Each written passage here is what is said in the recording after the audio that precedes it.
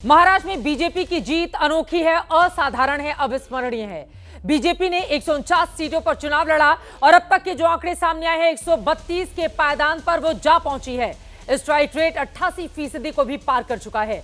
1990 में बाला साहब ठाकरे की शिवसेना के साथ चुनाव लड़ने वाली छोटे भाई की भूमिका निभाने वाली भारतीय जनता पार्टी आज महाराष्ट्र में न सिर्फ सबसे बड़ी पार्टी बन चुकी है, बल्कि प्रचंड जीत का इतिहास रचने वाली कहानी भी वो गढ़ चुकी है। इस जीत पर हर तरफ हैरानी है। किसी को इतनी बड़ी जीत का अंदाजा नहीं था, क्योंकि सिर्फ 5 महीने पहले ही इसी महाराष्ट्र में लोकसभा चुनाव में बीजेपी को बड़ा नुकसान भी हुआ था। आज उसी बीजेपी ने महाअघाड़ी की गाड़ी को सत्ता की सड़क पर बहुत पीछे छोड़ दिया है। आसपास भी कोई दूसरी पार्टी नजर नहीं आती है। महाराष्ट्र के सभी रीजन में भारतीय जनता पार्टी ने न सिर्फ बड़ी बढ़त बनाई, बल्कि रिकॉर्ड तोड़ जीत भी उसने हासिल की है। इसके मायने बिल्कुल साफ हैं कि लोकसभा में महायुति जनता तक जो बात पहुंचाने में कामयाब नहीं हो पाई थी, विधानसभा चुनाव में बीजेपी और महायुति के साथी अपनी हर बात को जनता तक, आम लोगों तक पहुंचाने में कामयाब रहे। फिर चाहे नारों के जरिए हो, विकास की योजनाएं हो, लोक लुभावन मुद्दों के वायदे हो, खासकर हिंदुत्व के मुद्दे पर महायुति ने महाराष्ट्र में खासा असर डाला, जो बातें निकलकर सामने आ रही हैं। दूसरी ओर लोकसभा में इंडिया अलायंस संविधान और आरक्षण को मुद्दा बनाने में कामयाब रहा था, लेकिन इस बार महाराष्ट्र की जनता ने विधानसभा में उन मुद्दों को पूरी तरह से दरकिनार कर दिया। एमवीए के नारे, नैरेटिव फेल हो गए। योजनाएं और महायुति के खिलाफ बनाई गई उसकी हर रणनीति, हर गणित फेल साबित रहा। बीजेपी ने महायुति के साथ मिलकर हर गणित को फेल कर दिया और महाराष्ट्र से दे दिया है सबसे बड़ा संदेश। महादंगल में विस्तार से हम चर्चा करने वाले हैं। फिलहाल आंकड़े आपके सामने हैं, आप देखिए 288 में से अब तक के जो आंकड़े सामने आए हैं, कहीं जीत चुकी है भारतीय जनता पार्टी, तो कहीं अभी तक रुझान जो है इंतजार किया जा रहा है। इन सबके बीच प्रधानमंत्री नरेंद्र मोदी की ओर से ट्वीट किया गया है और ट्वीट के जरिए उन्होंने, आपको बताते चले, कि अपने नेताओं को, कार्यकर्ताओं को, महाराष्ट्र की जनता को धन्यवाद दिया है। प्रधानमंत्री नरेंद्र मोदी ने ट्वीट करके लिखा है, development wins, good governance wins, united will soar. और ये ताजा तस्वीरें आपको दिखा रहे हैं देवेंद्र फडणवीस की। और यहां पर प्रधानमंत्री ने जिन शब्दों का इस्तेमाल किया है, देखिए, डेवलपमेंट विंस, उसमें भी डी से शुरुआत हो रही है। और यहां पर देवेंद्र फडणवीस, क्या देवेंद्र फडणवीस फिर से बनने जा रहे हैं मुख्यमंत्री? ये बड़ा सवाल है। हाथों में गदा लेकर यहां पर भारतीय जनता पार्टी के तमाम कार्यकर्ता उत्साहित देवेंद्र फडणवीस संबोधित कर रहे हैं, सुन लेते हैं।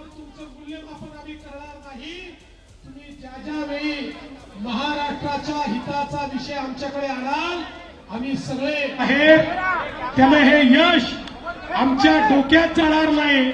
आम्ही जमिनीवर राहून हे यश स्वीकारू आणि आमच्या विरोधी पक्षाला देखील मी सांगतो, विरोधी पार्टियों पर निशाना साधते हुए देवेंद्र फडणवीस अपने कार्यकर्ताओं को बधाई देते हुए, देवेंद्र फडणवीस महानायक बनकर उभरे हैं। जिस तरह की महाजीत भारतीय जनता पार्टी महायुति को मिली है इस महाराष्ट्र में, और इसी वजह से महादंगल का बड़ा सवाल है, देवेंद्र फडणवीस मुख्यमंत्री बनेंगे, शिवसेना शिंदे गुट के शिंदे साहब क्या करेंगे, एनसीपी अजित पवार की भूमिका क्या रहने वाली है, क्या दोनों को डिप्टी सीएम बनाया जाएगा, देवेंद्र फडणवीस मुख्यमंत्री बनेंगे? कई ऐसे सवाल हैं जिनका जवाब मिलना अभी बाकी है। लेकिन आप देखिए अपने कार्यकर्ताओं के साथ, और आपको उसमें विनोद तावड़े भी दिखाई दे रहे हैं, बाकी के भी नेता दिखाई दे रहे हैं, जो पूरे जोशो खरोश के साथ इस वक्त महाराष्ट्र की जनता के सामने है। और यकीनन 2019 में भी बीजेपी सबसे बड़ी पार्टी बनकर उभरी थी, लेकिन उद्धव ठाकरे के अलग हो जाने के बाद फिर उसको 2.5 सालों तक सत्ता का सुख नहीं भोगना पड़ा था, यानी कि वो सत्ता से अलग रही थी। 2022 में शिंदे के साथ फिर से बनती है सरकार, लेकिन देवेंद्र फडणवीस को उप मुख्यमंत्री के पद से संतोष करना पड़ता है। लेकिन इस बार तो बाजी पूरी तरह से पलट गई है। 80% से ज्यादा बहुत बड़े स्ट्राइक रेट के साथ, जैसा कि आप देख रहे हैं टीवी स्क्रीन पर, भारतीय जनता पार्टी, जिसने 149 सीटों पर विधानसभा का चुनाव लड़ा और 132 सीटों पर, उनमें से कुछ सीटें वो जीत चुकी है और कुछ में रुझानों में आगे बढ़े है, यानी कि अंत तक यह आंकड़ा तकरीबन इसी के आसपास रहना है। 132 सीटें अपने आप में बहुत बड़ी जीत उसको कहा जाएगा भारतीय जनता पार्टी के लिए। और आज तक कभी भी इतिहास में ऐसा नहीं हुआ है। जो बीजेपी 1990 में बाला साहब ठाकरे के साथ छोटे भाई की भूमिका में आगे बढ़ती थी, 1995 में छोटे भाई की भूमिका में रहकर जिसने सरकार बनाई, हमेशा वो पीछे रहती थी, वो भारतीय जनता पार्टी आज इस जगह पहुंच गई है जहां पर 80% स्ट्राइक रेट, यानी कि एक बहुत बड़ी तादाद में लोगों ने भरोसा किया है इस डबल इंजन की सरकार के ऊपर। और वही आंकड़े इस वक्त आपको दिखा रहे हैं। जश्न लगातार जारी है। थोड़ी देर में प्रधानमंत्री नरेंद्र मोदी भी पहुंचने वाले हैं भारतीय जनता पार्टी के दिल्ली दफ्तर। यहां पर भी तैयारियां शुरू हो चुकी हैं। सुबह से ही जब से बीजेपी की जीत की खबर सामने आई, उसके बाद से ही लगातार पर जलेबी बनाए जाने का सिलसिला जारी है और राहुल गांधी उनकी पार्टी महाविकास अघाड़ी पर लगातार निशाना साधा जा रहा है। आप जरा आंकड़े देखिए शिवसेना उद्धव ठाकरे का क्या हुआ। शिवसेना उद्धव ठाकरे जो जीत की उम्मीद कर रहा था, लेकिन यहां पर 21 सीटों से उसको संतोष करना पड़ा है। कहां 56 सीटें उसको 2019 में मिली थी जब बीजेपी के साथ वो चुनावी मैदान में गई थी। कांग्रेस पार्टी का बहुत बुरा प्रदर्शन, कहां 13 सीटों पर लोकसभा में कांग्रेस पार्टी ने शानदार जीत हासिल की और अब देखिए विधानसभा में लुढ़क कर सीधे 16 सीटों पर आकर खड़ी हो जाती है। एनसीपी शरद पवार की इनकी सबसे ज्यादा बुरी गत हुई है क्योंकि 9 सीटों पर एनसीपी शरद पवार ने जीत हासिल की थी और इस समय देखिए सिर्फ 10 सीटों से विधानसभा के 10 सीटों से इस पार्टी को संतोष करना पड़ा है। यानी कि असली शिवसेना नकली शिवसेना दोनों की ये जो लड़ाई चल रही थी, शिंदे ने बाजी पलटते हुए बता दिया है कि बाला साहब ठाकरे की असली शिवसेना उसके उत्तराधिकारी वही हैं। अब यहां पर कोई भी किंतु परंतु नहीं रह जाता है। दूसरी तरफ एनसीपी अजित पवार, ये बहुत बड़ी जीत कही जाएगी अजित पवार के लिहाज से भी। आप देखिए अजित पवार की पार्टी ने लोकसभा में बुरा प्रदर्शन किया था, महायुति में सबसे खराब प्रदर्शन अजित पवार की पार्टी का था, लेकिन यहां पर 69% से ज्यादा का स्ट्राइक रेट आप देख रहे हैं अजित पवार की एनसीपी के पास है। 41 सीटों के साथ वो लगातार यहां पर बड़ी बढ़त बनाए हुए हैं और 41 सीटें एनसीपी अजित पवार को, तो एनसीपी शरद पवार को सिर्फ 10 सीटें, शिवसेना शिंदे गुट को आप देख रहे हैं 55, तो शिवसेना उद्धव गुट को सिर्फ 21 सीटें, बीजेपी को 132 सीटें, 149 पर लड़ने वाली Bharatiya Janata party 80% strike rate के साथ। और बहुत कम ऐसा देखने को मिलता है जब किसी पार्टी को इस तरह का स्ट्राइक रेट जनता की वजह से मिला हो, जनता के बीच, यानी कि उसने जो मुद्दे गढ़े थे, जो नारे आगे लेकर बढ़े थे, उसमें उसको कामयाबी मिली है। और दूसरी तरफ कांग्रेस पार्टी एक तरह से सुपड़ा साफ कहना इसको कहते हैं क्योंकि 101 सीटों पर कांग्रेस पार्टी ने महाविकास अघाड़ी में सबसे ज्यादा सीटों पर विधानसभा का चुनाव लड़ा था, लेकिन यहां पर उसकी बहुत दुर्दशा एक तरीके से हो गई है। और इन तीनों आंकड़ों को अगर हम जोड़ भी देंगे तो आप देखिए वो शिवसेना शिंदे के आसपास भी जाकर नहीं ठहरते हैं। इससे यह पता चलता है कि मौजूदा स्थिति क्या कहती है, क्लीन स्वीप है। पहले कहा जाता था कि आंधी चल रही है, लेकिन ये सुनामी जीत की है भारतीय जनता पार्टी और उसके सहयोगियों के लिए। एक रिपोर्ट हमने आपके लिए तैयार की है, वो आपको रिपोर्ट दिखाएंगे और उसके बाद मेहमानों के साथ हम चर्चा करेंगे कि इस जीत के मतलब मायने किस रूप में समझे जाएं। इस जीत को लेकर बीजेपी आगे कैसे बढ़ेगी। इस जीत के बाद देवेंद्र फडणवीस अगर बनते हैं मुख्यमंत्री तो फिर एकनाथ शिंदे को क्या डिप्टी सीएम बनाया जाएगा, तो वो कौन कौन से दूसरे बड़े विभाग होंगे जो शिवसेना शिंदे गुट अपनी तरफ मांगेगा और एनसीपी अजित पवार अपने लिए चाहेगा। ये रिपोर्ट देखिए, उसके बाद करने वाले हैं चर्चा की शुरुआत, क्योंकि महाराष्ट्र की इस बड़ी जीत के मायने महायुति के लिए देश भर में है।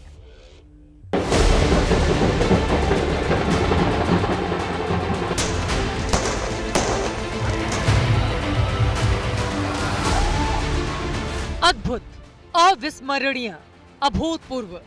महाराष्ट्र में महायुति की जीत के बवंडर में अघाड़ी की गाड़ी जाने कहां उड़ गई। सारे दावे, तमाम एग्जिट पोल, सारी भविष्यवाणियां महायुति की लैंडस्लाइड विक्ट्री में बह गई।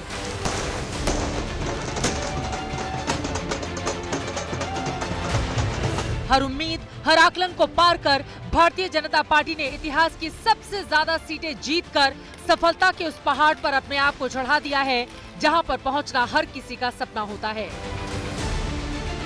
इस जीत ने देवेंद्र फडणवीस को राजनीति का नया अभिमन्यु बना दिया है। मैंने पहले ही कहा था कि मैं आधुनिक अभिमन्यु हूँ, चक्रव्यूह को भेदना जानता हूँ। हमने चक्रव्यूह को भेदा है। एक ये हमारी जो पूरी टीम है, इस टीम ने इस विजय को लाया है। महाराष्ट्र में बंपर जीत के साथ बीजेपी ने दिखा दिया है कि वो हार से पस्त नहीं होती, बल्कि और ज्यादा चुस्त दुरुस्त होकर गलतियों से सबक लेकर पूरी ताकत से हर कुएं को भरने का मादा रखती है। पहले से ज्यादा प्रभावशाली बनकर उभरती है। आपको याद दिला दें, 2024 लोकसभा चुनाव में हरियाणा से लेकर महाराष्ट्र तक बीजेपी को जबरदस्त नुकसान हुआ था।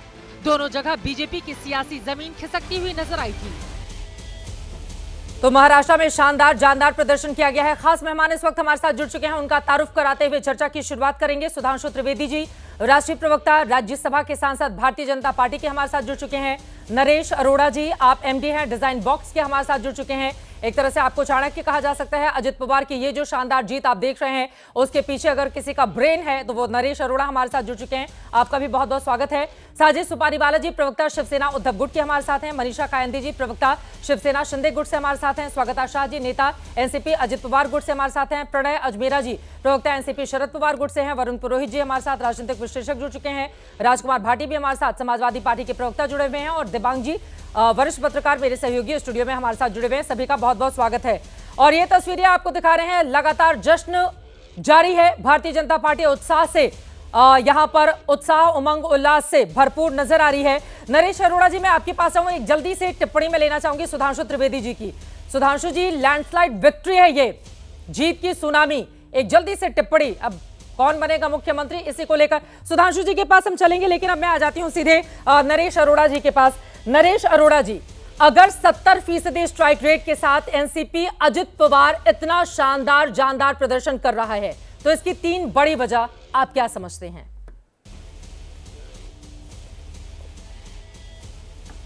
खाते दिखाई दे रहे हैं। 3 बड़ी वजहें वो जबरदस्ती जलेबी खिलाने की कोशिश है, लाड़की बहन योजना और लड़की बहन योजना के बाहर और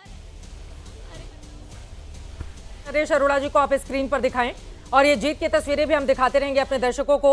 यहां पर लगातार यकीनन देवेंद्र फडणवीस के लिए आज की ये जो स्थिति है वो काफी ज्यादा अहम है। यहां पर देखिए जलेबी छानी जारी है, और हरियाणा से निकली ये जलेबी भारतीय जनता पार्टी के तमाम नेताओं को लगातार न सिर्फ उत्साहित कर रही है, बल्कि मुंह मीठा करती हुई दिखाई दे रही है। नरेश अरोड़ा जी, जो सवाल मैंने आपसे पूछा था, जीत का श्रेय किसे देना चाहेंगे आप?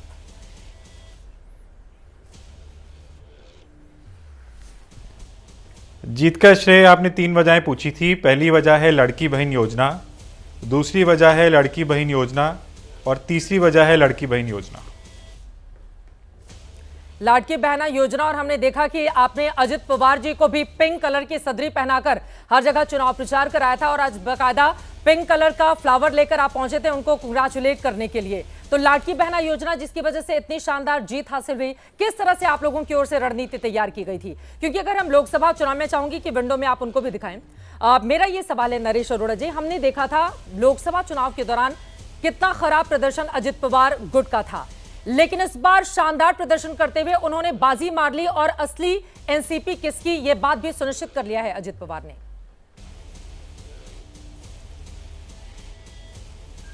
चित्रा जी, लोकसभा चुनाव जो इस पार्टी का विभाजन हुआ था उसके बाद उनका पहला चुनाव था, जिस चुनाव के लिए वो लगभग मुझे लगता है तैयार नहीं थे। और अजीत पवार 31 साल से इलेक्टोरल राजनीति में हैं, और वो चुनाव के अंदर उनका रोल आज तक बहुत डिफरेंट रहा है। जब शरद पवार साहब चुनाव के लिए वोट लेके आते थे और अजीत पवार साहब जो है वो एडमिनिस्ट्रेशन रन करते थे, मंत्रालय रन करते थे, विधायकों के काम देखते थे, कॉन्स्टिट्यूंसी डेवलपमेंट देखते थे। पर लोकसभा चुनाव जो जिस चुनाव के लिए वो मेरे ख्याल से रेडी नहीं थे, जो पहला चुनाव था उनके स्प्लिट के बाद, उस चुनाव के से सबक लेते हुए उन्होंने आगे के 5 महीने में जो काम किया वो एक्चुअल रोल रिवर्सल था। कि जो पहले वो एडमिनिस्ट्रेटिव काम खाली देखते थे as minister, as deputy chief minister, अब उन्होंने नेशनल प्रेसिडेंट के तौर पे पार्टी का काम भी देखा, पार्टी के लिए रणनीति के अंदर काम किया, लोगों में के बीच में गए, लाड़की बहन योजना का प्रचार प्रसार बाकी पार्टियों की तुलना में पहले शुरू किया, ज़्यादा किया। 18 से 19 लाख घरों में डोर टू डोर एक्टिविटी पे पहुंचे, जो प्रचार में दिखता नहीं था। और पिंक कलर से एक नई डिस्टिंक्शन, एक नई प्रेजेंस पार्टी को मिली, जो लोकसभा के चुनाव के बाद बहुत आवश्यक थी, क्योंकि लोकसभा के बाद उनका मोराल, उनके काडर का मोराल, उनके विधायकों का मोराल बहुत नीचे था। नए वोटर को कोई लगाव नहीं था लड़की बहन योजना के अलावा या किसी और चीज़ के अलावा एनसीपी के साथ। उस सब बातों को ध्यान में रखते हुए बहुत सारी रणनीतियों में बदलाव किया गया, जो अजीत पवार साहब ने एक्सेप्ट किया कि उसकी आवश्यकता है, और उसको एक्सेप्ट करने के बाद उसको एग्जीक्यूट बिल्कुल फोकस से, पॉजिटिव कैंपेन से किया, जिसका परिणाम आज आपको देखने को मिल रहा है। और मैंने आपके सोशल मीडिया अकाउंट पर नरेश अरोड़ा जी देखा था, आपने कहा था कि बारामती से इस बार के तमाम रिकॉर्ड तोड़ने वाले हैं अजित पवार, तो उन्होंने सबको धराशायी करते हुए वो बाजी मार ली। वहां की जीत को लेकर क्या बताएंगे आप? देखिए, बारामती एक कॉन्स्टिट्यूंसी जो है वो पूरे देश में प्रसिद्ध है। बारामती को जाना जाता है कि बारामती एक विकसित कॉन्स्टिट्यूंसी है, चाहे वो विधानसभा हो, चाहे वो पार्लियामेंट हो।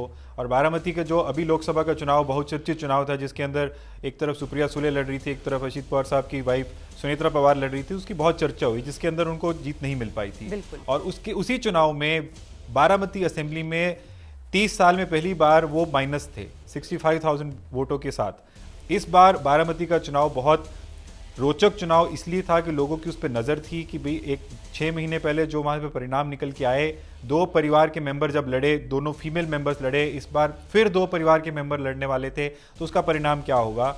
और हमने अपने प्रचार का शुरुआत 5 महीने जिस ग्राउंड से बारामती में रैली से किया था, अपने प्रचार का अंत भी हमने उसी ग्राउंड में, वहीं बारामती की रैली से किया, जिसके अंदर मुझे जो डिफरेंस दिखा उस रैली में, पहली में और लास्ट में, उसके बाद मैंने वो ट्वीट किया था और आज लगभग वो वहाँ पे सही साबित हुआ है।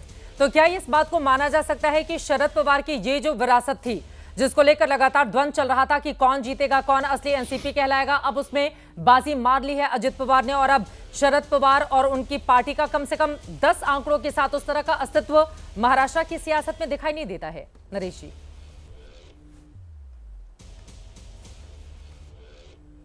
चित्रा जी, ये बात कहना थोड़ी ज़्यादा बड़ी अतिशयोक्ति होगी। मैं उसकी जगह ये कहना चाहूँगा कि लोगों ने अजित पवार की घड़ी वाले सिंबल वाली पार्टी को वोट दिया है, उसमें विश्वास जताया है। इससे कहीं भी शरद पवार साहब का कद कोई कम नहीं होता। वो महाराष्ट्र की पॉलिटिक्स में सब लोग उनकी इज्जत करते हैं, चाहे वो पक्ष के लोग हैं चाहे विपक्ष के लोग हैं, और उनका कद कम नहीं हो सकता। चुनाव आते जाते रहते हैं, बट आज का जो एपिसोड या आज का जो राउंड था वो जाहिर सी बात है कि अजित पवार साहब की पार्टी के पक्ष में रहा है। ठीक है नरेश अरोड़ा जी, जब भी आप लोग इस तरह का डिजाइन बॉक्स के जरिए आगे बढ़ते होंगे और आप लोग प्लान तैयार करते होंगे, तो मन में वो जो मुख्यमंत्री की कुर्सी है वो भी होती होगी। आप लोग इस अंदाजे में होंगे कि अगर बीजेपी की कम सीटें मिली या फिर शिंदे की कम सीटें मिली तो फिर अजित पवार के नाम को आगे किया जाएगा मुख्यमंत्री के लिए, लेकिन यहां पर वो बाजी कमजोर पड़ गई आप लोगों की।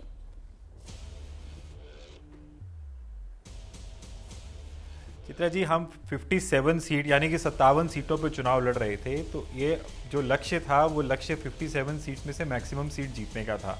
मुझे बताते हुए खुशी हो रही है और पूरी पार्टी को खुशी है कि पूरे महाराष्ट्र में जो पार्टी 6 नंबर का स्ट्राइक रेट था, जिसका लोकसभा चुनाव में 25% के आसपास, वो अब सेकेंड नंबर के स्ट्राइक रेट के साथ 72% के साथ 2 नंबर पे है। हमारा लक्ष्य यहाँ तक का काम का था। मुख्यमंत्री किसको बनना नहीं बनना ये तीनों पार्टियां बैठ के तय करेंगी, उनके नेताओं का काम है। थैंकफुली ये मेरा काम नहीं है। हाँ, लक्ष्य जरूर रहता है कि आप जो टॉप चेयर है उसके लिए आप कॉन्टेस्ट कर रहे हैं, आप उसके लिए लड़ाई लड़ रहे हैं, और उस लड़ाई के अंदर जो हमारा योगदान जहां तक था, बीजेपी ने 150 प्लस सीटें कंटेस्ट की, शिंदे साहब ने 81 के आसपास सीटें कंटेस्ट की, तो हम वैसे भी सबसे कम नंबर की सीटें लड़ रहे थे।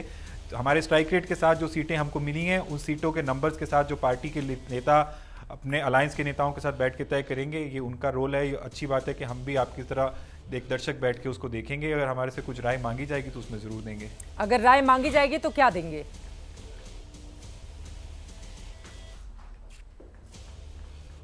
अब ये राय टीवी पे तो बताई नहीं जा सकती है, जब मांगी जाएगी तो वहां पे जरूर बताएंगे और फिर आपके साथ शेयर करेंगे। क्या फिर से डिप्टी सीएम बनेंगे अजित पवार?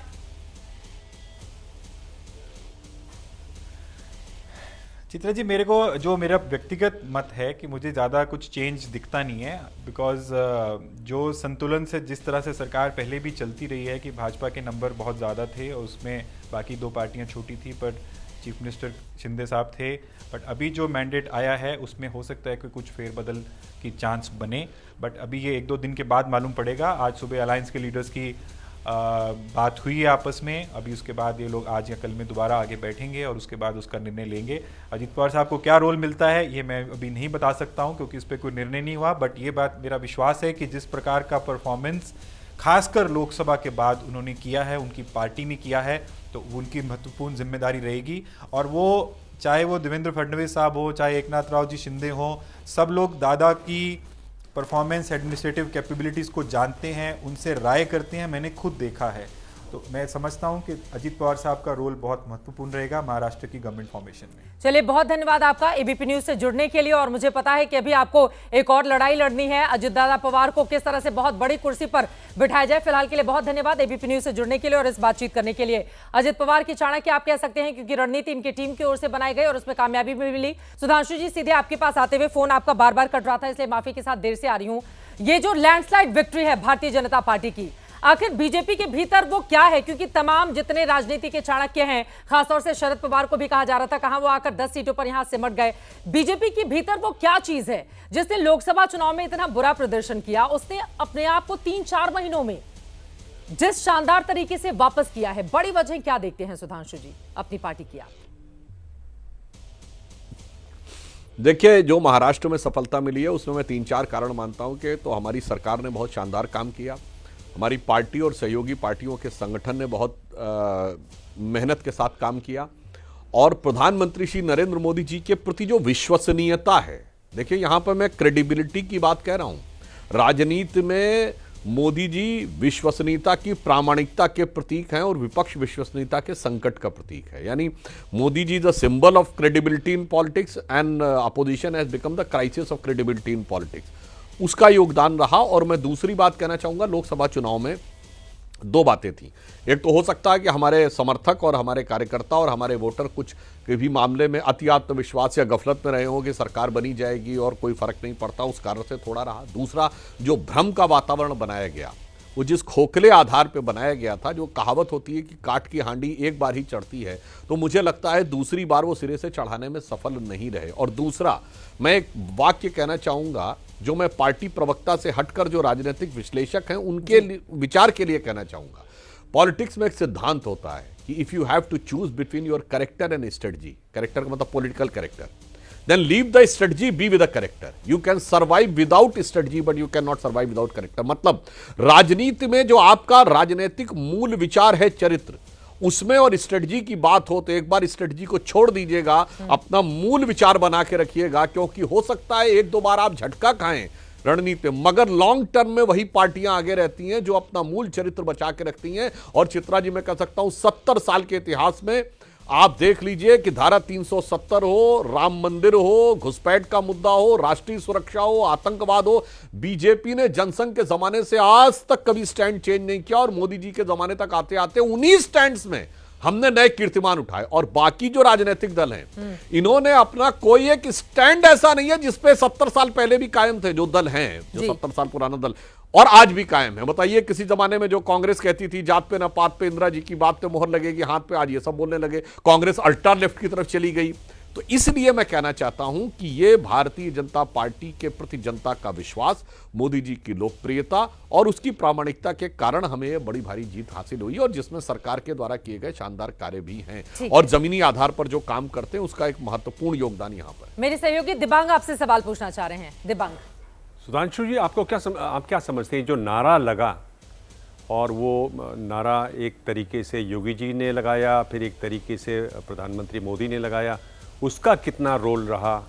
और उसमें बहुत सारे आपके सहयोगियों ने, आपकी पार्टी के लोगों ने जिस तरह से उसका विरोध भी किया, उसको कहा कि यहाँ पर चलता नहीं है, ये जो पूरी बात रही, इसको आप कैसे देखते हैं? क्या ये भी स्ट्रैटेजी का हिस्सा रही या ये आपका कैरेक्टर है? देखिए, ये हमारा कैरेक्टर नहीं, ये देश का कैरेक्टर है। हम सब जो शपथ लेते हैं सांसद के रूप में, तो क्या कहते हैं, मैं देश की एकता और अखंडता को अक्षुण्ण रखूंगा, ये वाक्य होता है उस शपथ में, संविधान की शपथ में। तो एकता रही थी तो अखंड थे, जिस दिन बट गए थे उस दिन देश खंड खंड हो गया था। अब मैं आपको बताना चाहता हूं, दिबांग जी, आपने बहुत अच्छा प्रश्न किया है। इसी चुनाव में हमने देखा अबू आजमी का वो वीडियो, जब मौलाना अजहरी से वो समर्थन मांगने गए थे, तो क्या बोल रहे थे, बस ये गुजारिश करने आया हूं कि मेरे इलाके में 1,90,000 मुसलमान हैं, ये पूरा का पूरा वोट मिलना चाहिए, ये बंटना नहीं चाहिए। सोचिए, एक तरफ ये कहा जा रहा है कि बिल्कुल बंटना नहीं चाहिए, एक समुदाय को समझाया जा रहा है तुम एकजुट ही नहीं रहो, तुम फिलिस्तीन तक जुड़े रहो, तुम हमास तक जुड़े रहो, तुम गाजा तक जुड़े रहो। दूसरे को ये समझाया जा रहा है तुम तो टूटे रहो, मराठी और उत्तर भारतीय में लड़ते रहो, तमिल और हिंदी में लड़ते रहो, उत्तर और दक्षिण में लड़ते रहो, अगड़े और पिछड़े में लड़ते रहो, सामान्य और दलित में लड़ते रहो। यानी एक से कहा जा रहा बिखरे रहो और एक से कहा जा रहा सहेज के रहो। तो मुझे लगता है जो प्रधानमंत्री जी ने कहा एक है तो सेफ है, या जो योगी जी ने कहा बटेंगे तो कटेंगे, ये आज के यथार्थ में दिखता है। मैं पुनः ये याद दिलाना चाहता हूं दिबांग जी, हमने, शायद चित्रा जी ने भी, सबने बचपन वो कहानी सुनी होगी कि एक वृद्ध था, उसने अपने बच्चों को बुलाया, एक एक डंडी दी, सबने तोड़ दिया, और जब उसने उसकी गठरी बना दी तो कोई नहीं तोड़ पाया, तो उसने कहा था यही तो था, एक है तो सेफ रहेंगे। और मैं हिस्ट्री में भी कह दूं, मैं महाराष्ट्र की जनता तो बहुत अच्छी तरह समझती है, जब हम अंभी में और पोरस में बटे थे तो यूनानियों के हाथों कटे थे, जब जयचंद और पृथ्वीराज में बटे थे तो गोरी के हाथों कटे थे, जब मानसिंह और महाराणा प्रताप में बटे थे तो अकबर के हाथों कटे थे, और जब छत्रपति शिवाजी एक तरफ और मिर्जा राजा जयसिंह दूसरी तरफ थे तो औरंगजेब के हाथों कटे थे। इसलिए समझ लेना चाहिए, इतिहास भी बताता है, पंचतंत्र की कहानी भी बताती है, और संविधान जो बताता है वही तो मोदी जी ने कहा था, एक है तो सेफ है। ठीक, इस वक्त की बड़ी खबर आपको दे दें, गृह मंत्री अमित शाह की ओर से भी बधाई दी गई है महाराष्ट्र की जनता को ऐतिहासिक जनादेश के लिए। महाराष्ट्र का धन्यवाद, ये जीत हर महाराष्ट्रवासी की जीत है, ये कह रहे हैं गृह मंत्री अमित शाह। और संविधान के नकली हितैषियों की दुकान पर ताला जड़ दिया है महाराष्ट्र की जनता ने। और ये बातें साजिद सुपारीवाला जी आप ही की, यानी कि उद्धव ठाकरे की शिवसेना के लिए कहा जा रहा है। क्या है टिप्पणी इस पर? संविधान के नकली हितैषियों की दुकान पर ताला जड़ दिया है महाराष्ट्र की जनता हम तो अभी भी वही है, हम ना बदले हैं ना बदलेंगे। हमें पता है संविधान की सुरक्षा और संविधान का आदर करना हमेशा उद्धव बाला साहेब ठाकरे की शान रही है, शिवसेना की शान रही है, महाविकास आघाड़ी की शान रही है। आज भी हम उसी तरह सर उठाकर चलेंगे और जीतेंगे। आगे जाकर हार जीत लगी रहती है, हार जीत से कोई फैसला नहीं होता कि सिकंदर कौन है। सिकंदर बहुत बार जंग हारा भी है और जीता भी है। और जहां तक मैंने जितनी जुमलेबाजी देखी, मैंने अभी भारतीय जुमला पार्टी के जो ये प्रवक्ता बैठे हैं, हर बात में इन्होंने एक ही बात बताई, कटेंगे तो बटेंगे। हर चीज में उन्होंने एक हिंदू मुस्लिम वाली ही बात कही कि ये अलग हो गए तो वो मुसलमान का नाम आ रहा है, वो काट दिया, वो काट दिया। भूल रहे कि छत्रपति शिवाजी महाराज के साथ भी काफी मुसलमान सैनिक थे। आज बाला साहेब ठाकरे और उद्धव बाला साहेब ठाकरे के साथ भी मुसलमान शिव सैनिक है और ये हमेशा रहेंगे। छत्रपति शिवाजी महाराज का महाराष्ट्र है, किसी की जागीर नहीं है। और सिर्फ बाला साहेब ठाकरे ने ही इनको जगह दी, पनाह दी मुंबई में आने के लिए, तब जाके बीजेपी ने अपना गढ़ इधर बनाने की बात की है। सुधांशु जी, उनकी बातों पर जवाब आपका।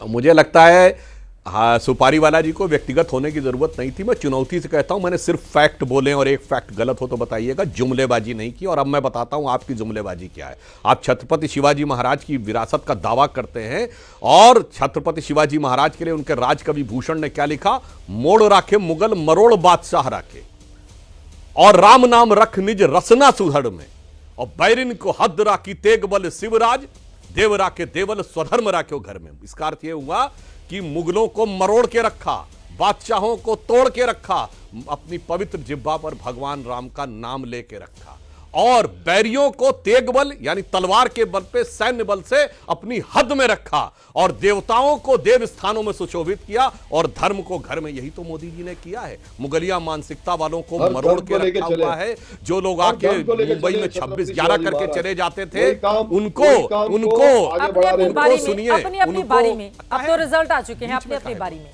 आपने अपने टर्न पे बोलिए भाई। अरे आपने फैक्ट अनकंफर्टेबल आता महोदय तो समस्या होती है, अपने टर्न पे बोलिए। और जो लोग आके मुंबई में 26-11 करके चले जाते थे और हम शर्मल चेक में कहते थे शांति वार्ता प्रभावित नहीं होगी, तो सर्जिकल स्ट्राइक और बालाकोट करके रखा है, जय श्री राम अपनी जिह्वा के ऊपर रखा है, और देव स्थानों में आप अयोध्या से लेके और वो भव्य मंदिर देख लीजिए, और स्वधर्म अपने घर में रखा है। तो शिवाजी के आचरण को तो हमने किया है, मगर जिन लोगों ने औरंगजेब की कब्र पे मरसिया पढ़ने वालों को राज्यसभा भेजा है, वो आकर आज ये कहेंगे कि वो शिवाजी के विचार के अनुयायी हैं। तो मैं चित्रा जी एक बात कहना चाहूंगा, हम एक शब्द प्रयोग करते हैं विचार परिवार। तो देश की जनता ने और महाराष्ट्र की जनता ने स्पष्ट संदेश दिया है कि वो विचार की विरासत के साथ है, विचार छोड़कर परिवार की विरासत का दावा करने वालों के साथ नहीं है। इसीलिए अमित शाह जी ने कहा था कि वो औरंगजेब फैन क्लब बनते जा रहे हैं। मैं पुनः उनसे पूछना चाहता हूं, आपने औरंगजेब की कब्र पर मरसिया पढ़ने वाले को राज्यसभा क्यों भेजा भाई? जल्दी से इसका आप जवाब दे दें साजिद सुपारीवाला। जवाब ये है कि छत्रपति शिवाजी महाराज का जो बम गोला चलाने वाले थे ना, वो सिद्दी थे, मुसलमान, ठीक है। और उनकी प्लानिंग करने जितनी भी वो होती थी ना, जो जितनी भी सड़ी वो करते थे वो लोग, जितनी भी प्लानिंग एंड गुरिल्ला टैक्टिक्स में काफी सारे मुसलमान साथ में रहे हैं। उस वक्त जो है सिद्दी उनके साथ थे। अरे अब इतिहास पढ़ने का वक्त नहीं है सर, वर्तमान में आपकी सीटें कहां से कहां पहुंच गई, और आप यहाँ पर हिस्ट्री पढ़ाई जाएगी, कैसे चलेगा साजिद सुपारीवाला जी? आप लोगों को ये तय करना होगा, आपको ये तय करना होगा कि अगर इतनी बुरी हार महाराष्ट्र की जनता के सामने आप जब जाते हैं और असली शिवसेना और नकली शिवसेना की लड़ाई लड़ते हैं, तो शिंदे गुट के साथ भी चली जाती है।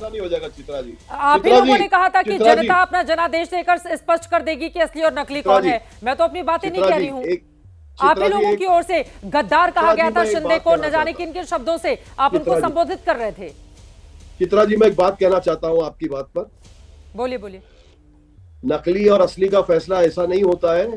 जीत हार तो कभी षड्यंत्र रचे जाते हैं, कई खेल खेले जाते हैं। इन लोगों ने जो राजनीति जिस तरह की खेली है, और जिस तरह दूसरी भी बहुत सारी गड़बड़ नजर आ रही है, हमें ये कबूल नहीं है। ये जो शिकस्त है ना, हम कबूल नहीं करेंगे इस हार को। हमें हार ये कबूल नहीं है। यहाँ पर बहुत सारी गड़बड़ नजर आ रही है क्योंकि जो जीतने वाली कॉन्स्टिट्यूएंसी थी उसमें कैसे हारे। अभी मैं जीत की झारखंड खुशियां में मना के आ रहा हूं। अगर इंडिया भाईचारा गठबंधन जीत constituency से। जाए तो वहां का और ईवीएम हमने ठीक 31,000 है, वोट यहाँ से पर जीते अगर हैं। महाराष्ट्र में आप हार जाएं तो महाराष्ट्र का ईवीएम खराब है। सचित भी मेरी पट भी मेरे गजब करते हैं आप यहाँ पर लोग। कुछ सुधांशु गड़बड़ है जी जवाब चित्रा देना जी। चाह रहे हैं, अरुण सावंत जी चित्रा उसके जी, बाद कुछ में आ रही है गड़बड़ आपके है। पास। ठीक है, आपको लग रहा है कुछ गड़बड़ है, यही बात सुबह 10 बजे आकर संजय राउत ने भी बोली थी। देखिए सुधांशु देखिए मैं ऑन द लाइटर नोट कहना चाहूंगा हमारे शिवसेना के मित्र सुपारीवाला जी से। देखिए साहब, अभी आप कह रहे थे ना कि मुसलमानों ने ये किया वो किया, तो मुस्लिम संस्कृति में बनी हुई बड़ी फेमस फिल्म थी मुगले आजम, उसमें एक डायलॉग था, अनारकली कैद कर दी गई और मैं देखता ही रहा। तो उसका जवाब में वो कहता है और तुम कर भी क्या सकते थे। तो मुझे लगता है आज स्थिति ये है कि जब सब कुछ हो गया तो आप कर क्या सकते हैं। और मैं गंभीरता से कहना चाहूंगा, देश के उत्तर से दक्षिण तक देखिए, विपक्ष का विचित्र प्रकार का तर्क है कि ईवीएम अच्छा काम करती जम्मू कश्मीर में और पंजाब में बड़ा अच्छा काम करती, फिर हरियाणा में खराब हो जाती है, वो हिमाचल में अच्छा काम करती, उत्तराखंड में खराब हो जाती है, यूपी में गड़बड़ करती है, दिल्ली में अच्छा काम करती है, राजस्थान में 2018 में सही काम करती है, 2023 में खराब हो जाती है, फिर मध्य प्रदेश, गुजरात, महाराष्ट्र में गड़बड़ काम करती है, पर कर्नाटक और तेलंगाना में बहुत अच्छा काम करती है, फिर बंगाल में अच्छा काम करती है, असम में गड़बड़ कर देती है, फिर तमिलनाडु और केरल में बहुत अच्छा काम कर सकती है। तो महोदय, देश की विवेकपूर्ण जनता को पप्पू समझने का ख्याल छोड़ देना चाहिए कि आप जिग जैग कर्व बनाते रहेंगे अपनी सुविधा के अनुसार कि जहां हार गए वहां गड़बड़ था और जहां जीत गए यहां हम था। यह भी कहूंगा कि मुंबई भारत की आर्थिक राजधानी नहीं, क्रिकेट की भी राजधानी थी। तो गली मोहल्ले के बच्चे लोग जब क्रिकेट खेलते हैं तो अगर हम जीत गए तो ठीक है, हम आउट हो गए, नहीं हम आउट नहीं हुए, या तो पिच की गलती थी या बैट की गलती थी या बॉल की गलती थी, मैं तो आउट हो नहीं सकता। इस प्रकार की मुझे लगता है बाल सुलभ भावनाओं से हटना चाहिए और ईमानदारी से विश्लेषण करना चाहिए। अरुण सावंत जी, सीधे आपसे टिप्पणी ले लेती हूं, उसके बाद मैं फिर विपक्षी दलों के पास आऊंगी। हमारे साथ इस वक्त स्वागता शाह के हमारे साथ, उसके पहले दिबांग जल्दी से एक आपकी टिप्पणी ले लेती हूं, फिर आप प्लीज मुझे नाम करके दें यहां पर। दिबांग, ये बड़ा सवाल है। देखिए, भारतीय जनता पार्टी की ये जो जीत है, अगर उसको हम पक्ष और विपक्ष के इतर जाकर देखें तो ये बहुत बड़ी जीत है, लेकिन यहां पर अभी भी विपक्षी दल अपनी हार मानने को स्वीकार नहीं है, तैयार नहीं है। उसके पीछे की वजह क्या नजर आती है आपको इतनी बुरी हार पर? अब तो कम से कम ग्रेसफुली स्वीकार करना चाहिए, मंथन करने की बात कहनी चाहिए, लेकिन सारा ठीक रहा कर ईवीएम पर फोड़ देना है। आप बहुत ज़्यादा उम्मीद रखती हैं विपक्ष से, आप बहुत ज़्यादा उम्मीद रखती हैं। नहीं रखनी चाहिए मुझे लगता है विपक्ष से। पॉलिटिशियंस की कि वो ग्रेसफुल होना बहुत मुश्किल बात होती है। और आपसे ये जो प्रवक्ता है इनसे मैं पूछ रहा हूँ कि भाई, लोकसभा चुनाव हुए थे तब तो ठीक था, अब विधानसभा में कैसे हो गया? अगर गड़बड़ी होती तो फिर लोकसभा में आप कैसे जीत पाए? इतनी भारी जीत आप लोगों की कैसी हुई? वो एक सोचने वाली बात है, वो बात इनको सोचनी चाहिए। पर मुझे जो लगता है कि जो सुधांशु जी ने वजह बताई, इसके अलावा मुझे जो समझ में आ रहा है वो ये है, और ये कुछ हद तक झारखंड के जो रिजल्ट है उस पर भी लागू होता है, कि आप एक अच्छा नारा गढ़ें, उस नारे से आप लोगों को पोलराइज करें, आपका जो कार्यकर्ता है, आपके जो अपने समर्थक हैं, उनमें उत्साह भरें। एक फॉर्मूला ये। 3, इसमें एक तरीके से त्रिशूल जैसे होता है, वो है एक ही बात। दूसरी बात, आप रेवड़ी करें, जिसको आप काम भी बोल सकते हैं, रेवड़ी भी बोल सकते हैं, रेवड़ी का पुट रखें। और तीसरी बात, आप हर कॉन्स्टिट्यूएंसी को अपने आप एक अपनी कॉन्स्टिट्यूएंसी को बाकी कॉन्स्टिट्यूएंसी से अलग करते हुए मेहनत के साथ वहाँ माइक्रो मैनेज करें, बिल्कुल, और उसमें रिसोर्सेज अपने खर्च करें। ये एक निकल कर आता है, जो अगर आप दोनों चुनावों को देखें, ये एक फार्मूला निकल के आता है। वो फार्मूला हमने यहाँ पर देखा, नारा लगा, उस नारा चला बहुत, उस नारे पर लगातार चर्चा हुई। उस चर्चा के सहारे हुआ क्या कि जितने भी समर्थक थे महायुति के, उनको एक तरीके से मैदान में आने का, वर्कर्स को मैदान में लौटने का, काम करने का एक मौका मिला उस नारे की गर्मी से। 288 में से अगर कांग्रेस प्लस 50 के आंकड़े को भी क्रॉस नहीं कर रहे हैं तो ये समझ रहे हैं अरविंद तिवारी जी, शरद पवार 10 सीटों के साथ, मतलब कहां आप लोग 40 के उस पार थे 2019 में, कहां आप लोगों ने लोकसभा चुनाव 2024 में शानदार प्रदर्शन किया था, और कहां आप क्या से क्या हो गए देखते देखते। अरविंद तिवारी जी, इतनी बुरी हार क्या है वजह? चित्रा जी, देखिए, राजनीति है, राजनीति में कभी तख्त मिलता है, कभी तख्ता। तैयारी दोनों की रखनी पड़ती। जरूरी नहीं कि हम हमेशा सत्ता में रहें, सत्ता में जीतते रहें, चुनाव लड़ते हैं, चुनाव जीतते हैं, चुनाव आते हैं, चुनाव जाते हैं, और चुनाव आते रहेंगे और जाते रहेंगे। हमारा काम है इसके ऊपर हमें विश्लेषण करना, कहाँ पे क्या इश्यूज हैं, कहाँ किधर हम चूके, कुछ क्या चीजें हैं जो हमारी नजर में नहीं थी, वो हुई है, और उसके ऊपर अब काम करने की हमारा एक समय है। और आगे के रणनीति पे काम करने का अब समय आया है। इसलिए पिछले इश्यूज के ऊपर मैं ज्यादा बोलूंगा नहीं, और लेकिन ये कहें कि ये अजित mandate पवार की हुआ- टीम ही असली एनसीपी है। जनता ने इन आंकड़ों से ये तो साफ कर दिया। पहले कोर्ट ने आपका चुनाव चिन्ह उनको दे दिया था ये मानते हुए। क्या है टिप्पणी इस पर? संविधान के नकली हितैषियों की दुकान पर ताला जड़ दिया है महाराष्ट्र की हम जनता तो अभी भी वही है, हम ना बदले हैं ना बदलेंगे। हमें पता है संविधान की सुरक्षा और संविधान का आदर करना हमेशा उद्धव बाला साहेब ठाकरे की शान रही है, शिवसेना की शान रही है, महाविकास आघाड़ी की शान रही है। आज भी हम उसी तरह सर उठाकर चलेंगे और जीतेंगे। आगे जाकर हार जीत लगी रहती है, हार जीत से कोई फैसला नहीं होता कि सिकंदर कौन है। सिकंदर बहुत बार जंग हारा भी है और जीता भी है। और जहां तक मैंने जितनी जुमलेबाजी देखी, मैंने अभी भारतीय जुमला पार्टी के जो ये प्रवक्ता बैठे हैं, हर बात में इन्होंने एक ही बात बताई, कटेंगे तो बटेंगे। हर चीज में उन्होंने एक हिंदू मुस्लिम वाली ही बात कही कि ये अलग हो गए तो वो मुसलमान का नाम आ रहा है, वो काट दिया, वो काट दिया। भूल रहे कि छत्रपति शिवाजी महाराज के साथ भी काफी मुसलमान सैनिक थे। आज बाला साहेब ठाकरे और बाला साहेब ठाकरे के साथ भी मुसलमान शिव सैनिक है, और ये हमेशा रहेंगे।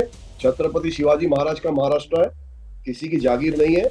और सिर्फ बाला साहेब ठाकरे ने ही इनको जगह दी, पनाह दी मुंबई में आने के लिए। तब जाके बीजेपी ने अपना गढ़ इधर बनाने की बात की है। सुधांशु जी, उनकी बातों पर जवाब आपका। मुझे लगता है हाँ, सुपारी वाला जी को व्यक्तिगत होने की जरूरत नहीं थी। मैं चुनौती से कहता हूं, मैंने सिर्फ फैक्ट बोले और एक फैक्ट गलत हो तो बताइएगा, जुमलेबाजी नहीं की। और अब मैं बताता हूं आपकी जुमलेबाजी क्या है। आप छत्रपति शिवाजी महाराज की विरासत का दावा करते हैं, और छत्रपति शिवाजी महाराज के लिए उनके राजकवि भूषण ने क्या लिखा? मोड़ राखे मुगल मरोड़ बादशाह राखे, और राम नाम रख निज रसना सुधड़ में, और बैरिन को हद राखी तेग बल शिवराज, देव राखे देवल स्वधर्म राख्यो घर में। इसका अर्थ यह हुआ कि मुगलों को मरोड़ के रखा, बादशाहों को तोड़ के रखा, अपनी पवित्र जिह्वा पर भगवान राम का नाम लेके रखा, और बैरियों को तेग बल यानी तलवार के बल पे सैन्य बल से अपनी हद में रखा, और देवताओं को देव स्थानों में सुशोभित किया, और धर्म को घर में। यही तो मोदी जी ने किया है। मुगलिया मानसिकता वालों को मरोड़ के रखा हुआ है। जो लोग आके मुंबई में 26-11 करके चले जाते थे, उनको सुनिए, अपनी बारी में। अब तो रिजल्ट आ चुके हैं, अपनी बारी में अपने अपने टर्न पे बोलिए भाई। अरे अपना फैक्ट अनकंफर्टेबल आता महोदय तो समस्या होती है, अपने अपने टर्न पे बोलिए। और जो लोग आके मुंबई में 26-11 करके चले जाते थे और हम शर्मल चेक में कहते थे शांति वार्ता प्रभावित नहीं होगी, तो सर्जिकल स्ट्राइक को बालाकोट करके रखा है, जय श्री राम अपनी जिह्वा के ऊपर रखा है, और देव स्थानों में आप अयोध्या से लेके और वो भव्य मंदिर देख लीजिए, और स्वधर्म अपने घर में रखा है। तो शिवाजी के आचरण को तो हमने किया है, मगर जिन लोगों ने औरंगजेब की कब्र पे मरसिया पढ़ने वालों को राज्यसभा भेजा है, वो आकर आज ये कहेंगे कि वो शिवाजी के विचार के अनुयायी हैं। तो मैं चित्रा जी एक बात कहना चाहूंगा, हम एक शब्द प्रयोग करते हैं, विचार परिवार। तो देश की जनता ने और महाराष्ट्र की जनता ने स्पष्ट संदेश दिया है कि वो विचार की विरासत के साथ है, विचार छोड़कर परिवार की विरासत का दावा करने वालों के साथ नहीं है। इसीलिए अमित शाह जी ने कहा था कि वो औरंगजेब फैन क्लब बनते जा रहे हैं। मैं पुनः उनसे पूछना चाहता हूं, आपने औरंगजेब की कब्र पर मरसिया पढ़ने वाले को राज्यसभा क्यों भेजा भाई? जल्दी से इसका आप जवाब दे दें साजिद सुपारी वाला। जवाब ये है कि छत्रपति शिवाजी महाराज का जो बम गोला चलाने वाले थे ना, वो सिद्दी थे, मुसलमान, ठीक है। और उनकी प्लानिंग करने जितनी भी वो होती थी ना, जो जितनी भी सड़ी वो करते थे वो लोग, जितनी भी प्लानिंग एंड गुरिल्ला टैक्टिक्स में काफी सारे मुसलमान साथ में रहे हैं। उस वक्त जो है सिद्धि उनके साथ थे। अरे अब इतिहास पढ़ने का वक्त नहीं है सर, वर्तमान में आपकी सीटें कहाँ से कहाँ पहुँच गई, और आप यहाँ पर हिस्ट्री पढ़ाई जाएगी, कैसे चलेगा साजिद सुपारी वाला जी?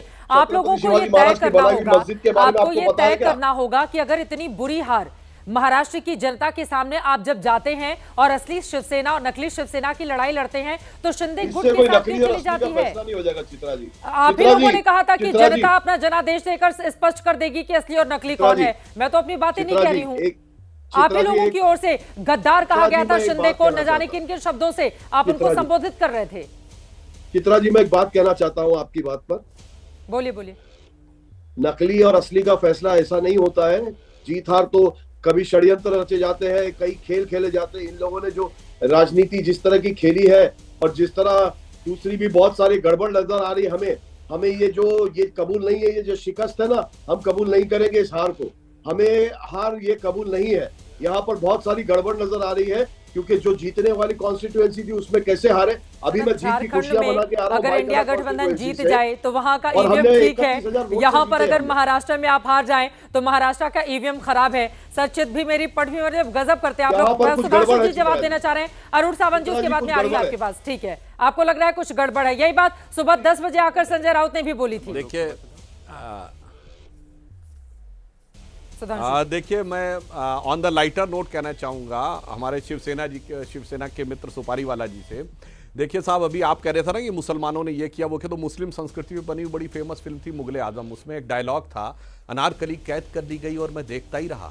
तो उसका जवाब में वो कहता है, और तुम कर भी क्या सकते थे। तो मुझे लगता है आज स्थिति ये है कि जब सब कुछ हो गया तो आप कर क्या सकते हैं। और मैं गंभीरता से कहना चाहूँगा, देश के उत्तर से दक्षिण तक देखिए, विपक्ष का विचित्र प्रकार का तर्क है कि ईवीएम अच्छा काम करती जम्मू कश्मीर में और पंजाब में बड़ा अच्छा काम करती, फिर हरियाणा में खराब हो जाती है, वो हिमाचल में अच्छा काम करती, उत्तराखंड में खराब हो जाती है, यूपी में गड़बड़ करती है, दिल्ली में अच्छा काम करती, राजस्थान में 2018 में सही काम करती, 2023 में खराब हो जाती है, फिर मध्य प्रदेश, गुजरात, महाराष्ट्र में गड़बड़ काम करती है, पर कर्नाटक और तेलंगाना में बहुत अच्छा काम करती है, फिर बंगाल में अच्छा काम करती है, असम में गड़बड़ कर देती है, फिर तमिलनाडु और केरल में बहुत अच्छा काम कर सकती है। तो महोदय, देश की विवेकपूर्ण जनता को पप्पू समझने का ख्याल छोड़ देना चाहिए कि आप जिग जैग कर्व बनाते रहेंगे अपनी सुविधा के अनुसार कि जहां हार गए वहां गड़बड़ था और जहां जीत गए यहां हम था। यह भी कहूंगा कि मुंबई भारत की आर्थिक राजधानी नहीं, क्रिकेट की भी राजधानी थी। तो गली मोहल्ले के बच्चे लोग जब क्रिकेट खेलते हैं तो अगर हम जीत गए तो ठीक है, हम आउट हो गए, नहीं हम आउट नहीं हुए, या तो पिच की गलती थी या बैट की गलती थी या बॉल की गलती थी, मैं तो आउट हो ही नहीं सकता।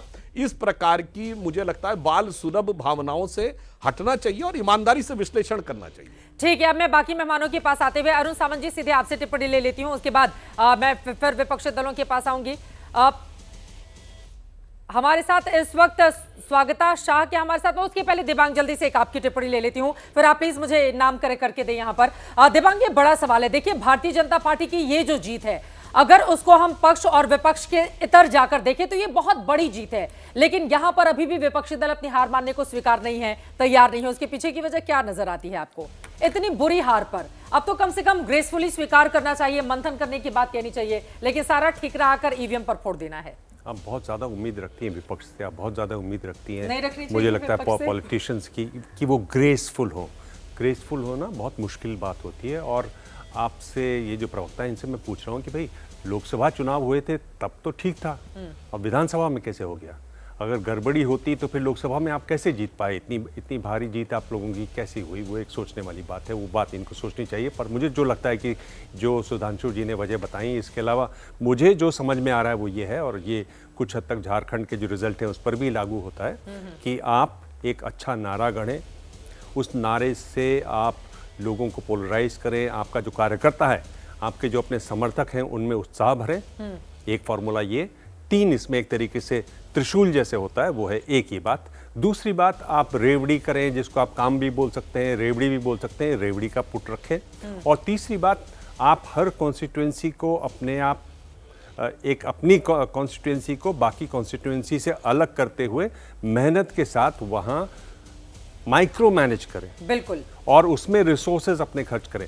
ये एक निकल कर आता है, जो अगर आप दोनों चुनावों को देखें, ये एक फार्मूला निकल के आता है। वो फार्मूला हमने यहाँ पर देखा, नारा लगा, उस नारा चला बहुत, उस नारे पर लगातार चर्चा हुई। उस चर्चा के सहारे हुआ क्या कि जितने भी समर्थक थे महायुति के, उनको एक तरीके से मैदान में आने का, वर्कर्स को मैदान में लौटने का, काम करने का एक मौका मिला उस नारे की गर्मी से। 288 में से अगर कांग्रेस प्लस 50 के आंकड़े को भी क्रॉस नहीं कर रहे हैं, तो ये समझ रहे हैं अरविंद तिवारी जी, शरद पवार 10 सीटों के साथ, मतलब कहां आप लोग 40 के उस पार थे 2019 में, कहां आप लोगों ने लोकसभा चुनाव 2024 में शानदार प्रदर्शन किया था, और कहां आप क्या से क्या हो गए देखते देखते। अरविंद तिवारी जी, इतनी बुरी हार क्या है वजह? चित्रा जी, देखिए, राजनीति है, राजनीति में कभी तख्त मिलता है, कभी तख्ता। तैयारी दोनों की रखनी पड़ती। जरूरी नहीं कि हम हमेशा सत्ता में रहें, सत्ता में जीतते रहें, चुनाव लड़ते हैं, चुनाव जीतते हैं, चुनाव आते हैं, चुनाव जाते हैं, और चुनाव आते रहेंगे और जाते रहेंगे। हमारा काम है इसके ऊपर हम ये विश्लेषण करना, कहाँ पे क्या इश्यूज हैं, कहाँ किधर हम चूके, कुछ क्या चीजें हैं जो हमारी नजर में नहीं थी, वो हुई है, और उसके ऊपर अब काम करने की हमारा एक समय है। और आगे के आगे के रणनीति पे काम करने का अब समय आया है। इसलिए पिछले विषय उसके ऊपर मैं ज्यादा बोलूंगा नहीं, और लेकिन ये कहें कि ये अजित mandate पवार की हुआ- टीम ही असली एनसीपी है। जनता ने इन आंकड़ों से ये तो साफ कर दिया। पहले कोर्ट ने आपका चुनाव चिन्ह उनको दे दिया था ये मानते हुए कि उनके पास ज्यादा वो संख्या अभी भी है, under और अब dispute जनता है। ने भी उनको देखिए। ज्यादा संख्या दे दी है, आपसे कई गुना ज्यादा। देखिए, ऐसा है कि जो चुनाव के रिजल्ट्स हैं उसके लिए कई फैक्टर्स हैं। उस फैक्टर्स के ऊपर अभी ये देख रहे हैं, एक लाडली बहन योजना इन्होंने लॉन्च किया, उसके साथ एक उनके पोलराइजेशन का चला। लेकिन ये पहली बार हमने देखा कि पोलराइजेशन के बाद रिवर्स पोलराइजेशन भी इन्होंने ही किया। तो वोट जिहाद के नाम से जो एक चला, फिर उसके बाद कुछ ऐसे लोगों के जरिए कुछ फतवे निकलवा दिए जिससे हमारा कोई संबंध नहीं था, और उसकी तरह से रिवर्स पोलराइजेशन लेकिन करना। आप लोग खारिज करने भी तो नहीं आए। वो जो फतवे आप लोगों के Narrative- पक्ष में निकाले खारिज- जा रहे थे या नैरेटिव हमने गढ़ा किया, जा रहा था, आप लोग शायद खारिज इतनी करने नहीं जोरदार आए तरीके से करना चाहिए कि था, नहीं नहीं इस किया। तरह का फतवा मत निकाले All India Muslim Personal Law Board. Nomani ji इस तरह की बातें नहीं करे, कोई सामने आकर उसको काटने के लिए भी तैयार नहीं दिखा ना। जिससे हमने बात ही नहीं करी, जिससे हमने समर्थन नहीं मांगा, जिससे हमने कोई साथ नहीं मांगा, अब वो अचानक आके दे जा रहा है। कहाँ से दे जा रहा है, वो भी एन मौके पे यार। उसके पहले एक मुहिम चलाई जाती है, उस मुहिम में नैरेटिव सेट किया जाता है और अचानक कर दिया जाता है। हम शायद उसको समझ नहीं पाए। उसके साथ साथ जमीन पे अपने सिस्टर ऑर्गेनाइजेशन से, जिसके जरिए साधु साध्वियों को लगा के एक अलग पोलराइजेशन जमीन पे चलाया गया, जो पॉलिटिकल सिस्टम ने जिस पे नजर नहीं रखी। पहले तो उधर से ही शुरुआत की गई थी ना, जो बीजेपी दावा करती है सावंत साहब, पहले उधर से ही। अगर मुस्लिम तमाम उलेमा एक साथ आकर महाविकास अघाड़ी के पक्ष में मतदान करने की बात करेंगे, उसके बाद ये लोग लेकर आए साधु संतों को। ये काम तो राजनीति के मैदान में होना नहीं चाहिए। मुस्लिम उलेमाओं का क्या काम है, वो क्यों फतवे जारी करें? उसी तरह से इधर के साधु संतों का भी क्या काम राजनीति में। लेकिन अगर उधर से होगा और इधर से नहीं होगा तो फिर कैसे चलेगा? लेकिन यहाँ पर क्या मंथन किए जाने से कहीं ज्यादा ये जानना जरूरी है कि असली एनसीपी अब किसकी? अरविंद सावंत जी, 2 लाइन में जल्दी से इसका जवाब। नहीं, 1 मिनट चित्रा जी, सिर्फ एक बात खाली खत्म करना है, सिर्फ एक बात। मैं खाली 1 ही मिनट लूंगा, आधी मिनट लूंगा। जो आजादी के पहले मैंने देखा था जो मुस्लिम लीग की भाषा होती थी, इस बार मैंने देखा इनको भाषा वापरते हुए। वो कहते थे कि जो मुस्लिम लीग कहता था जो मुसलमान मुस्लिम लीग के साथ नहीं वो मुसलमान नहीं। तो इस बार इन्होंने कहा जो हिंदू भाजपा के साथ नहीं वो हिंदू नहीं। तो कितनी समानताएं हैं इन दोनों में, ये साफ समझ में आता है। लेकिन अब तो वहां की जनता ने अगर यही उनकी लाइन है तो उस पर भरोसा कर लिया ना। 149 में से अगर बीजेपी 113 सीटें समझ रहे हैं, अब तक के महाराष्ट्र के इतिहास का ये सबसे प्रचंड जनादेश है अकेले बीजेपी के लिए। उसके लिए बची क्या 10-12 सीटें बची और जीतने के लिए 133 सीटों पर आप समझ रहे हैं यहां पर शरद पवार जैसे इतने दिग्गज नेता, उद्धव ठाकरे जिनको बाला साहब ठाकरे के पुत्र के तौर पर और उसके बाद उनके भी पोते चुनावी मैदान में थे, लेकिन सबको नकार दिया। इसी वजह से ये सवाल पूछा जा रहा है। लेकिन अब मैं राजकुमार भाटी जी को चर्चा में लेकर आना चाहूंगी और उसके बाद बाकी मेहमानों के पास जाऊंगी। आप समाजवादी पार्टी के प्रवक्ता हैं। यूपी उपचुनाव में 7 पर बीजेपी, 2 पर समाजवादी पार्टी। ऐसी स्थिति राजकुमार भाटी जी क्यों पैदा हो गई समाजवादी पार्टी के लिए? महाराष्ट्र से लेकर उत्तर प्रदेश तक हर जगह, झारखंड अगर छोड़ दिया जाए तो बीजेपी के लिए अच्छी खबर है। नहीं, उत्तर प्रदेश में खास तौर से, क्योंकि मैं टिप्पणी तो महाराष्ट्र पे भी कर सकता हूं, लेकिन आप उत्तर प्रदेश के संदर्भ में मुझसे पूछनी तो मैं वहीं तक अपनी बात सीमित रखूंगा। उत्तर प्रदेश में जिस तरह चुनाव हुआ, मतदान के दिन जिस तरह खुलेआम लोगों ने देखा कि पुलिस घरों में घुस कर मतदाताओं को पीट रही थी और बूथ कैप्चरिंग की जा रही थी और मतदाताओं को बूथ तक नहीं पहुँचने दिया जा रहा था।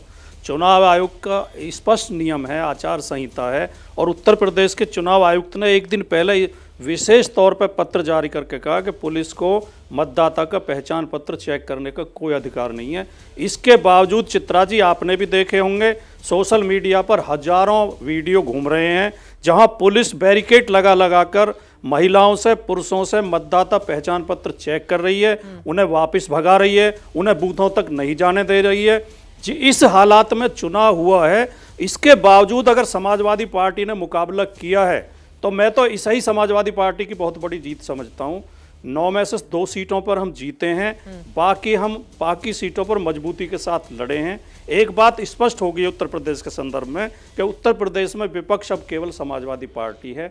अखिलेश यादव के नेतृत्व में जो पीडीए एकजुट हुआ है और जनता के मुद्दों पर जिस तरह समाजवादी पार्टी लड़ रही है, जैसा शुरू में सुधांशु जी ने कहा, एक बात उन्होंने कही थी कि राजनीतिक चरित्र पर वो अपने पे कायम है। इनका राजनीतिक चरित्र है बांटने का, नफरत फैलाने का, लोगों में भ्रम पैदा करने का। हमारा राजनीतिक चरित्र है लोगों में मोहब्बत बढ़ाने का, एकता बढ़ाने का, जाति के नाम पर, धर्म के नाम पर लोगों को एकजुट करने का, सामाजिक न्याय की लड़ाई लड़ने का, ये हमारा चरित्र, हम भी अपने चरित्र पर कायम है और हम अपनी बात उठाते रहेंगे और ये बात लोगों की समझ में आ रही है, लोगों का समर्थन हमें मिल रहा है। अगर उत्तर प्रदेश में ईमानदारी से वोटिंग कराई गई होती, मतदान ईमानदारी से होता, तो हम 9 की 9 सीटें जीतते, मैं ये दावे के साथ कहता हूं। सुधांशु जी। और ये परिणाम भी इस बात का संकेत दे रहे हैं कि हाँ, आप कह रहे हैं कि वहां पर ईमानदारी से वोटिंग नहीं कराई गई, समाजवादी देखिए, पार्टी के मैं एक वोटर्स बात- को रोका गया। देखिए, मैं भाटी से कहना चाहूंगा, भाटी जी, वो जमाने लद गए जब बूथ कैप्चरिंग हुआ करती थी। और मैं दर्शकों से भी कहूंगा, जब तक बूथ कैप्चरिंग होती थी तब तक कांग्रेस को बहुमत मिलता था। जब से बूथ कैप्चरिंग खत्म हो गई है, बहुमत के लाले पड़ गए हैं कांग्रेस को। अब आपको मैं बताना चाहता हूं, जब आज सीसीटीवी कैमरे लगे रहते हैं हर बूथ पे, आप कह रहे बूथ कैप्चरिंग हो गई, सीसीटीवी में रिकॉर्ड हो जाएगा। आज हर आदमी के हाथ में मोबाइल है। वो दौर नहीं है जब कोई एक सवाल बीच में पूछ लो चित्रा जी, कैमरा हो तो वो फोटो खींच सकता था। आज एक मिनट में एक सवाल पूछ लो बीच में। हाँ, एक बात आपसे, आपकी बात से मैं सहमत हूं आंशिक रूप, एक नहीं, मैं आपकी बात से एक रूप में सहमत भी हूं। अगर किसी पुलिस वाले ने किसी का मतदाता पहचान पत्र देखने का प्रयास किया तो यह नियमानुसार गलत था, इसलिए चुनाव आयोग ने कार्रवाई भी की, क्योंकि यह मतदान केंद्र पर बैठे अधिकारी का अधिकार था। मगर पुलिस का यह अधिकार था कि पत्थरबाजी हो रही है तो उसको रोकेगी। उसके लिए पुलिस पे कार्रवाई नहीं हुई है कि उसने कोई कार्रवाई, उसने अगर किसी ने मतदाता पहचान पत्र देखा तो कार्रवाई हुई है। और आप ही लोग कल शाम तक कह रहे थे कि बहुत अच्छी बात है, साथ साथ पुलिस वालों पे कार्रवाई की है चुनाव आयोग ने। परंतु आज मैं ये कहना चाहूंगा, समाजवादी पार्टी ने जो अंत में बात कही वो बिल्कुल सही थी। अखिलेश जी और समाजवादी पार्टी को समझ में आ गया, खामखा में कांग्रेस को ढोने का कोई फायदा नहीं है। वास्तविक ताकत सिर्फ इन्हीं के पास थी और इनके कंधे पे चढ़ के राहुल गांधी जी 3,82,062 से जीते थे और ये 1,72,000 से जीते थे। तो ये कहते थे भाजपा को साफ कर देंगे, टिकट वितरण में इन्होंने कांग्रेस को साफ कर दिया था। अब उससे कम से कम इनके मन का मैल साफ हो गया होगा, तो अब ये हो सकता है अकेले लड़ाई लड़ने का प्रयास करें राजकुमार भाटी प्रदेश विधानसभा में। नहीं, देखिए, एक मीरापुर के गांव ककरौली के अलावा, ककरौली में एक झूठा आरोप लगा रहे हैं, वो भी झूठा है कि पथराव किया गया, तो पथराव का कोई वीडियो अभी तक ये दिखा नहीं पाए हैं। और कहीं पे ना पथराव हुआ ना कहीं झगड़ा हुआ। पुलिस लाठियां बजाती हुई दिखाई दे रही है, जगह जगह मतदाताओं को रोकती हुई दिखाई दे रही है। पुलिसकर्मी अपनी नौकरी पे खेल के 7 लोग सस्पेंड हुए हैं, 7 अधिकारी। क्यों वो मतदाता पहचान पत्र चेक कर रहे थे? किसका आदेश था, किसका निर्देश था? सुधांशु जी, ये सीधी सीधी बात क्या लोगों की समझ में आती नहीं है कि आपके मुख्यमंत्री पुलिस का दुरुपयोग कर रहे थे? चुनाव आयोग के निर्देशों के बावजूद पुलिस के कर्मचारी अपनी नौकरी पर खेल के मतदाताओं के पहचान पत्र चेक कर रहे थे, किसको फायदा पहुंचाने के लिए? और केवल वहीं क्यों डिस्टर्ब किया जा रहा था जहां समाजवादी पार्टी का वोट है? हाँ, समाजवादी पार्टी का वोट है, केवल वहीं डिस्टर्ब किया जा रहा है। नजर थी और वहीं पर रोका गया। बस ये आखिर में चित्रा जी, जिसे कहते हैं कहते कहते दिल की आरजू लबों पे आ गई कि समाजवादी पार्टी का वोट है। और ये तो हाँ, मैंने वो शब्द नहीं कहे जिन्हें अब आप यूज करेंगे, मैंने वो शब्द नहीं बोले हैं, लेकिन आप बोलेंगे, मुझे पता है। कोई नहीं यूज कर रहे हैं। अरे सुनिए भाटी जी, भाटी जी, मैं नहीं बोलूंगा, समझने वाले समझ रहे हैं, ना समझे वो अनाड़ी है। राज की बात कह दूं तो जाने महफिल में फिर क्या हो, इशारों को अगर समझो, राज को राज रहने दो। सबको समझ में आ गया कि कौन से वोटर की बात हो रही थी। और यहां पर मैं यह भी कहना चाहूंगा कि चुनाव आयोग का सर्वाधिकार होता चुनाव के समय। सस्पेंशन उत्तर प्रदेश सरकार ने नहीं किया, सस्पेंशन चुनाव आयोग ने किया। उसी प्रकार निर्देश भी यूपी गवर्नमेंट नहीं दे रही थी, चुनाव आयोग दे रहा था। बस इतनी बात साफ है। ठीक है, इसी के साथ हमें इजाजत लेना होगा। आप तमाम मेहमानों का बहुत धन्यवाद हमारे साथ चर्चा का हिस्सा बनने के लिए। कुछ लोगों के दिल के अरमा आंसुओं में बह गए, कुछ लोग वफा करके भी तनहा रह गए। आंकड़े आप देखिए, कांग्रेस पार्टी गठबंधन के लिए बहुत बुरी खबर सामने आई है महाराष्ट्र की सियासत से, जबकि भारतीय जनता पार्टी ने प्रचंड जनादेश और अब तक का क्लीन स्वीप करते हुए सबसे शानदार प्रदर्शन करके इतिहास रच दिया है। महाराष्ट्र से निकले ये आंकड़े अब दिल्ली में किस तरह से दस्तक देंगे और अगले साल होने वाले बिहार विधानसभा चुनाव में भी असली नकली की लड़ाई का क्या पटाक्षेप इसी के साथ हो गया, चाहे शिवसेना शिंदे गुट हो या फिर उद्धव गुट, अजित पवार का गुट हो या फिर शरद पवार का गुट। कई ऐसे सवाल हैं, ये आंकड़े तमाम सवालों का जवाब देते हुए इस वक्त दिखाई दे रहे हैं।